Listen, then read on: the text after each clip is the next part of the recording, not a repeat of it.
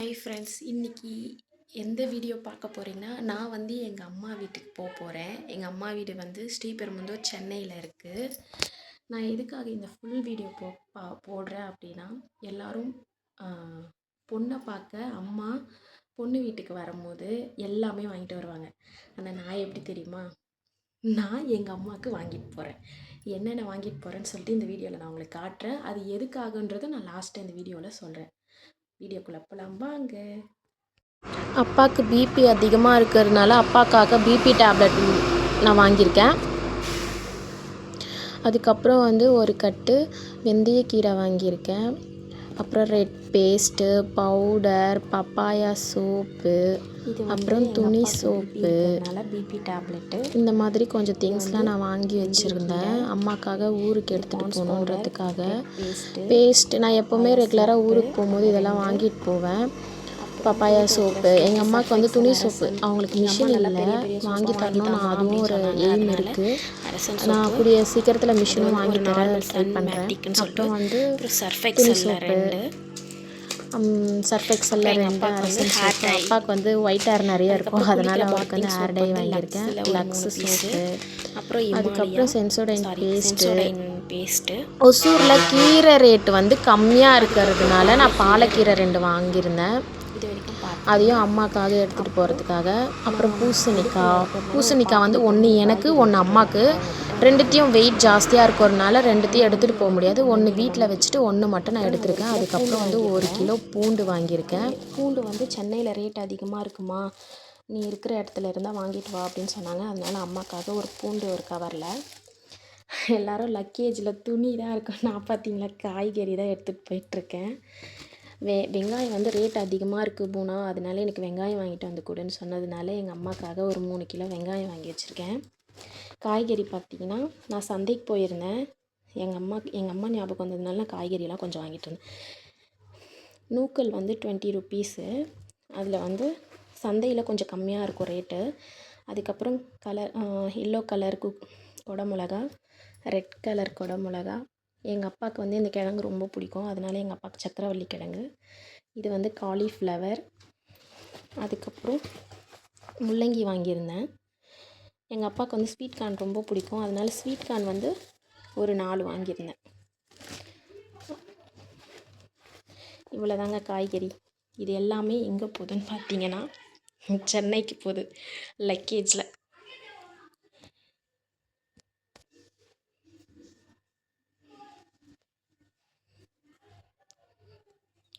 இது எல்லாமே நான் பேக் பண்ணி எதுக்காக எடுத்துகிட்டு போகிறேன்னா, எங்கள் அம்மாவுக்கு வந்து ரொம்ப முடியாமல் ரொம்ப எங்களை பெற்றதுலேருந்து வளர்க்குற வரைக்கும் இப்போ வரைக்குமே வேலைக்கு போயிட்டே இருக்காங்க. பிறந்ததுலேருந்து மாடு மேய்ச்சி வயல் வேலைக்கு போயிட்டு, அப்புறம் எங்கள் ஆயா வீட்லேயும் ரொம்ப கஷ்டப்பட்டாங்க. அதுக்கான ஒரு எப்படி ஒரு மரியாதை எங்கள் அம்மாவுக்கு கிடைக்கவே இல்லை.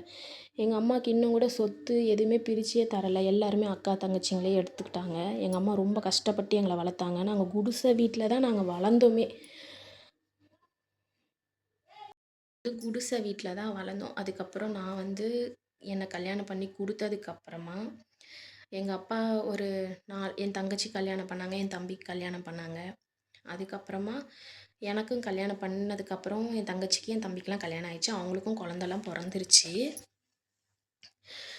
எங்கள் அப்பாவுக்கு வந்து பிபி சுகர் ஹை ஆயிடுச்சுன்றதுனால அவர் வந்து கம்பெனியில் ரிசைன் கொடுத்துட்டாங்க.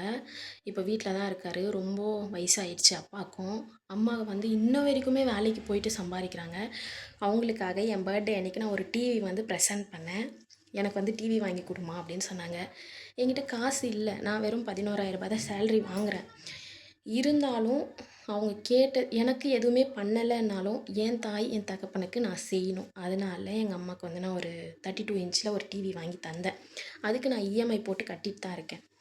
அதே மாதிரி எங்கள் அம்மா எனக்கு எப்படி சொல்கிறதுன்னு தெரியல, எப்போவுமே என்னை பார்க்க வரத்துக்குனா ரொம்ப லாங்கு. நான் ஒசூரில் இருக்கிறதுனால என்னை பார்க்க வரணுன்னா அவங்களுக்கு வந்து லாங்காக இருக்கும். அதனால் என்னால் வர முடியாது பூனா, நீயே வந்து பார்த்துட்டு போ அப்படின்னு சொல்லுவாங்க. சரி, நான் போகும்போது நான் ஃபஸ்ட்டெல்லாம் நான் எதுவுமே வாங்கிட்டே போக மாட்டேன். ஏன்னா என்னை பார்க்க வரமாட்டாங்க அப்படின்னு சொல்லிட்டு நான் கோவமாகவே இருந்துருவேன். இப்போ எங்கள் அப்பாவுக்கு வேலையும் இல்லையா, எங்கள் அம்மா இன்ன வரைக்கும் கஷ்டப்பட்டு, நான் ஒரு தாயாக ஆனதுக்கப்புறம் எனக்கு அதோட வலி வேதனை தெரியுது.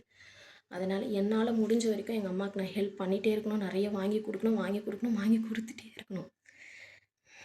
அவங்களோட கஷ்டத்தில் ஒரு பாதியாச்சும் நான் செய்யணும் இல்லையா? அதனால் என்னால் முடிஞ்சது வரைக்கும் எங்கள் அம்மாவுக்கு நான் வாங்கிட்டு போகிறேன். நான் வாங்கி போனதுக்கப்புறமா அவங்க ரியாக்ஷன் எப்படி இருக்குன்ட்டு நான் உங்களுக்கு வீடியோ எடுத்து காட்டுறேன், நீங்கள் பாருங்கள் சரிங்களா? இது வந்து எனக்கு இதே மாதிரி நீங்களும் இந்த வீடியோவை பார்க்குறவங்க எல்லோரும் இந்த மாதிரி உங்கள் அப்பா அம்மாவை கைவிடாமல் உங்களால் முடிஞ்ச உதவியை பண்ணுங்கள். அவங்க நல்லா இருந்தால் தான் நம்ம நல்லா இருக்க முடியும். நான் வந்து இது லேட்டாக தான் புரிஞ்சிக்கினேன். ஏன்னா நான் சின்ன பொண்ணாக இருக்கும்போது அதோட புத்தி எனக்கு தெரியல. நான் ஒரு தாயானதுக்கப்புறம் அதோட வலியும் வேதனையும் எனக்கு தெரிஞ்சுது. அதனால எங்கள் அம்மா வந்து பூ வாங்கிட்டு வர சொன்னாங்க. நான் வந்து பூ வாங்கலான்னு தான் மார்க்கெட்டுக்கே போனேன். எங்கள் அம்மா வெங்காயம் கேட்டதே மண்டையில் ஓடிட்டே இருந்துச்சு. வெங்காயம் இங்கே ரேட்டாக இருக்குது போனா, உன்னால் முடிஞ்ச ஒரு 2 கிலோ வெங்காயம் வாங்கினுவா அப்படின்னாங்களா. எனக்கு வந்து சரி பூ மார்க்கெட் போகாமல் டக்குன்னு சந்தைக்கு போயிட்டு இதெல்லாம் நான் எப்படி தூக்கிட்டு போவேன்னு கூட தெரியல. ஆனால் நான் தூக்கிட்டு தான் போனேன். நான் வந்து ஒசூரில் இருக்கேன். எங்கள் அம்மா வந்து சென்னையில் ஸ்ரீபெரும்புதூரில் இருக்காங்க. இன்றைக்கி நைட்டு இப்போது நான் வண்டி ஏறுறேன், மறுநாள் காலையில் நான் ரீச் ஆயிடுவேன். இதெல்லாம் பார்த்துட்டு எங்கள் அம்மா ரியாக்ஷன் எப்படி இருக்குன்னு நான் பார்க்க போகிறேன். அதுவும் உங்களுக்கு வீடியோவை ஷேர் பண்ணுறேன். நான் சென்னைக்கு போயிட்டு வீடியோ ஷேர் பண்ணுறேன். பாய். பஸ்ஸில் ஏறி போயிட்டுருக்கும் போது இந்த வீடியோ நான் ஷூட் பண்ணேன். நல்லா பாட்டு போட்டுகிட்டே வண்டியை ஓட்டிகிட்டு இருந்தாங்க. நானும் நல்லா தூங்கி எழுந்தேன். கரெக்டாக காஞ்சிபுரம் ரீச் ஆகும்போது எடுத்தேன் இந்த வீடியோவை நான். அப்புறம் நான் வந்து என் தம்பி என்னை கூட்டிகிட்டு போகிறதுக்காக நான் வந்திருந்தான். நான் வந்து 3 o'clock ஸ்ரீபெரும்புதூர் ரீச் ஆகிட்டேன். இதுதான் எங்கள் ஊருக்கு போகிற ரூட். எங்கள் ஊர் உள்ளே நான் போயிட்டேன். என் தம்பியை என்னை பிக்கப் பண்ணிட்டு போகிறான். பஸ் ஸ்டாண்டில் இருந்து 1.5 கிலோமீட்டர் வரைக்கும் உள்ளே வரணும். எங்கள் வீட்டுக்கு வரணும். நான் ஸ்ட்ரெயிட்டாக வந்துகிட்டே இருந்தேன். எங்கள் குலதெய்வம் கோவில் நேராக வருது பாருங்கள், மதுரை வீரன் கோவில். இந்த கோயில் கிட்ட தான் எங்கள் வீடு இருக்குது. எங்கள் அம்மாவும் எங்கள் அப்பாவும் நல்லா தூங்கிட்டு இருந்தாங்க நான் போகும்போது. ஊர்லேயே யாரும் ஏஞ்சிக்கவே இல்லை, இருட்டாக இருந்தது. அது ஆப்போசிட்டில் பார்த்திங்கன்னா அது வந்து ஒரு குளம். நான் மார்னிங் வீடியோ ஏதாச்சும் எடுத்திருந்தேன்னா அதை ஷேர் பண்ணுறேன், நல்லாயிருக்கும். எங்கள் வீடு வந்துருச்சு. இதுதான் எங்கள் வீடு.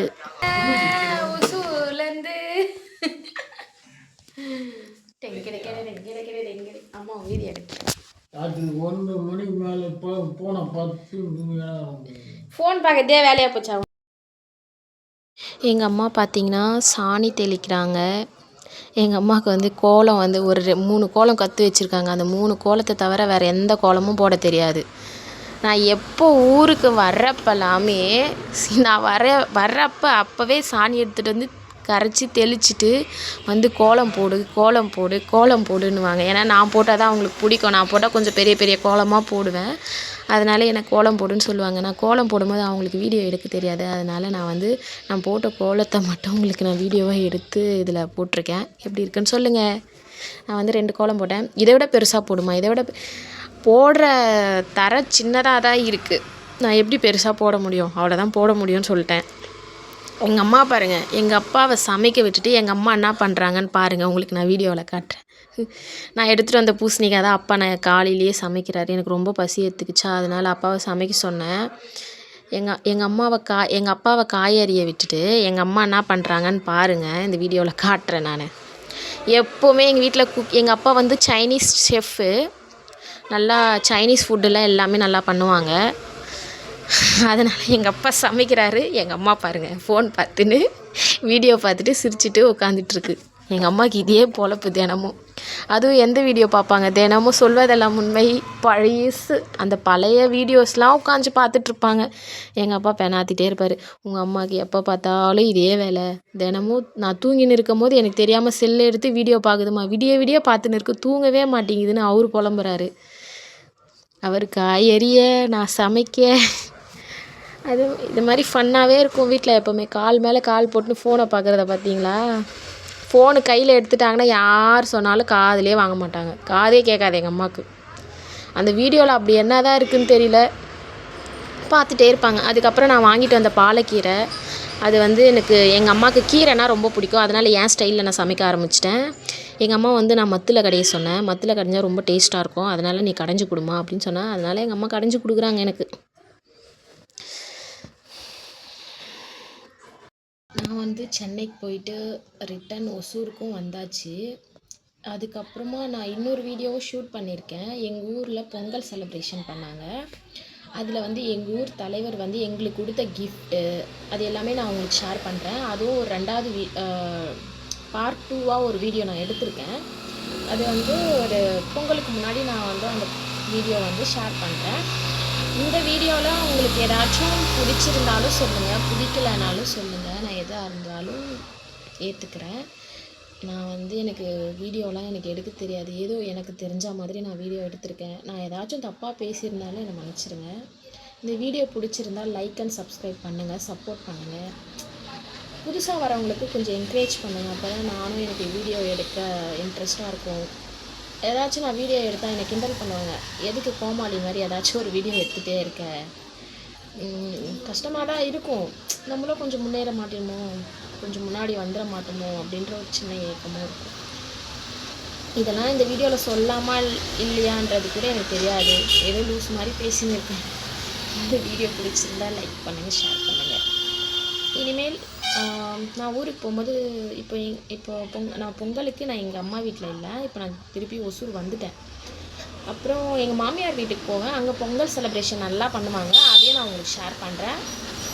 என் வீடியோவை சப்ஸ்கிரைப் பண்ணி வச்சுக்கோங்க. அப்போ தான் நான் போடுற வீடியோ உங்களுக்கு நோட்டிஃபிகேஷன் வரும். டாடா, பாய் பாய்.